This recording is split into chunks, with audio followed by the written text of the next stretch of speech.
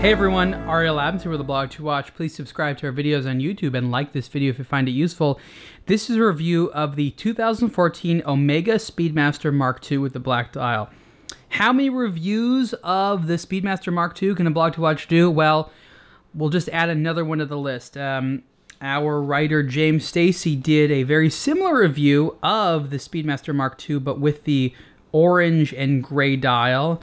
And now I'm doing the black dial. Is this review going to be different? Do you have to watch them both? Well, if you love this watch as much as we do, you probably will. And, you know, different writers on aBlogtoWatch review watches a little bit differently. And James has a very good eye for mechanics, and his review is excellent. And frankly, I don't think we necessarily needed another one. But I love this watch so much, I just had to do it, and I had to create my own video discussing to you personally why I like this. And the fact that it's a different dial, I think makes it a little bit different of a watch. So let's just explain this to people that aren't quite familiar with what's going on. Now, Omega Speedmaster is a name you all know, and if you don't, and you like watches, you should become quite familiar with it. The Omega Speedmaster is a great sort of first mechanical watch, a great everyday sports watch. I mean, I think that most people would agree you cannot really have a mechanical watch collection and not have some type of Speedmaster in there. And thankfully, there are so many varieties of Speedmaster, you are not going to be without options. I mean, Omega comes out with several new Speedmasters every single year, including limited edition models as well as models for their permanent collection. This is part of their permanent collection. So if you've been keeping track of what Omega's been doing the last couple of years, you'll notice that they're very keen on re-releasing pieces of their past, but with modern technology or modern movements or just more modern construction. And that's sort of what you're seeing here. This is actually almost an entry-level Speedmaster. Not quite, but closer to the entry level. Has a movement that most Speedmasters don't have. So, you know, if you're really into Omega, I think that there's a lot of parts here that, that are going to be attractive. What's also good about this watch is a 2014 model is it doesn't have, strictly speaking, one of Omega's in-house movements. It has a hybrid movement, which is part ETA. Now, Omega is part of the Swatch Group, which owns ETA, so they have access to it, and part in-house made. And I'll get to that in a second, but why is that important? Well, if you've heard of something called Master Coaxial, then you know. Master Coaxial is a anti-magnetic version of Omega in-house movements, which they're slowly rolling out. So basically, all the Speedmaster watches now that have the in-house made 9300 movement, which is a Speedmaster coaxial chronometer or whatever, which we've reviewed, which has a 9300 movement, which is a fantastic movement. By 2017, we'll have Master Coaxial, which is coaxial mixed with basically a bunch of non-ferrous metallic parts so that the watch is almost entirely immune from magnetism. Now, are you going to be around crazy magnetic fields like that all the time? No, but that's not really what watches are about. When you get high-end sport watches, the whole idea is to have a timepiece which sort of goes above and beyond what you need. So investing in a watch like this right now is not a bad idea because you're never going to be in fear of it being replaced with something that has Master Coaxial,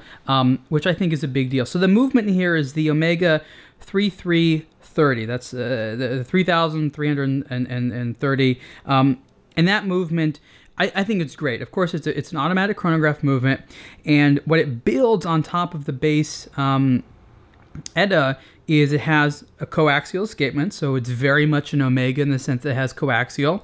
It has a column wheel chronograph, and the chronograph works really great. It's a 12-hour chronograph, and it also has a silicon balance spring. So you have a bunch of very attractive components in there that make for an excellent modern watch at a price point, which I think is really great. Now, I said this was sort of a modern re-release of a historic model, and that's true.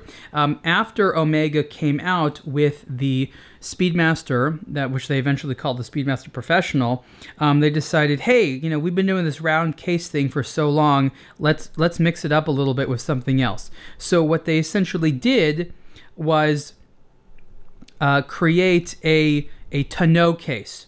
And a tonneau case means barrel-shaped, and that's why it was basically called the Speedmaster Mark II. Now, after the Mark II, there was the Mark III, the Mark IV, the Mark 4.5. I'm not even sure how many marks it went up to before they stopped saying that, until it basically went back to the what they call the Speedmaster Professional, which is the round case that everyone knows that's been around since the 60s.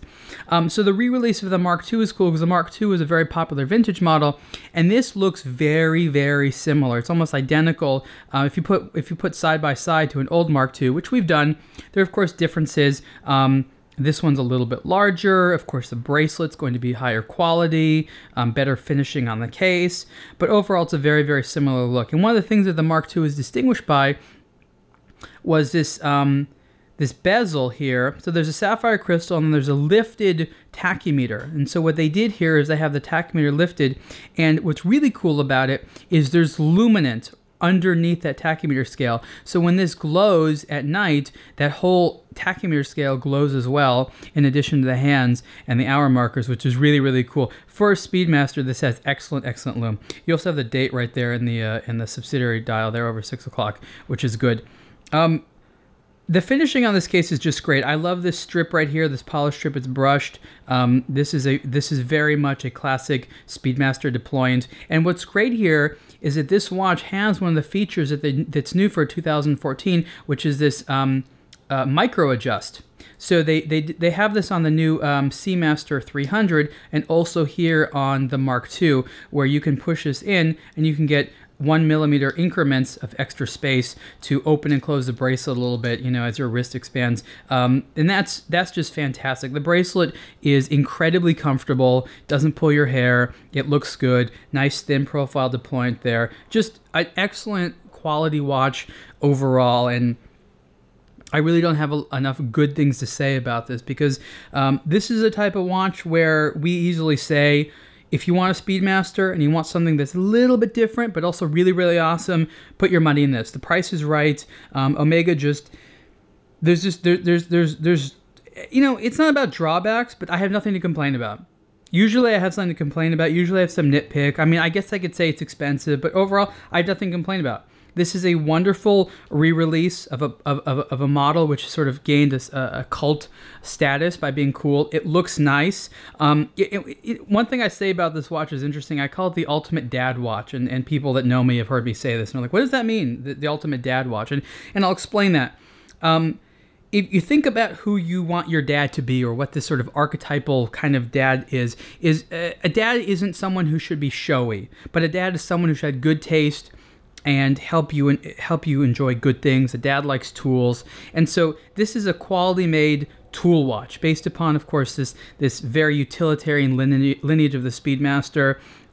It's a nice watch, but it's not overly nice. It doesn't have blingy elements to it. It's not gold. It's just a great combination of features that says this person has good taste, likes to reward themselves, has sort of a timeless sense of class and style to them, but is very much someone who isn't interested in luxury or status, just likes to have nice things for themselves and likes to rely on good instruments. And that's something I feel that this watch communicates, and it communicates it in a particularly good way. So overall, you know, the Speedmaster Mark II struck a lot of positive chords with me, and that's hard to do. There's not that many watches every year that come out that I just find to be, you know, just so cool in so many ways. Is this the watch I'd want to wear every single day on my wrist for the rest of my life? No, but I don't think there's any watches like that. But if I definitely had to narrow down my collection to just 4 or 5 watches, it would definitely have a Speedmaster, and it could very well be this one. This is one that I really enjoy a lot. I think it's really cool that Omega came out with it. What's interesting is when Omega came out with this and I saw it at Baselworld, I didn't automatically jump to it and be like, oh yeah, that's the greatest one. I was like, oh, okay, that's nice. And it had to sort of grow on me a little while till I appreciated that what was so good about this one, and just thought this was a great piece. Anyways, I'm gonna be quiet about this. You've already either, you know, tired about it or want to go research more. We have plenty of content on the Speedmaster Mark II and aBlogtoWatch, because I think there's a lot of us on the site which are fans, and I'm really glad that all of my writers are into it as much as I am. The retail price for this is $6,250, and you can see more, lots more, on aBlogtoWatch. Thanks.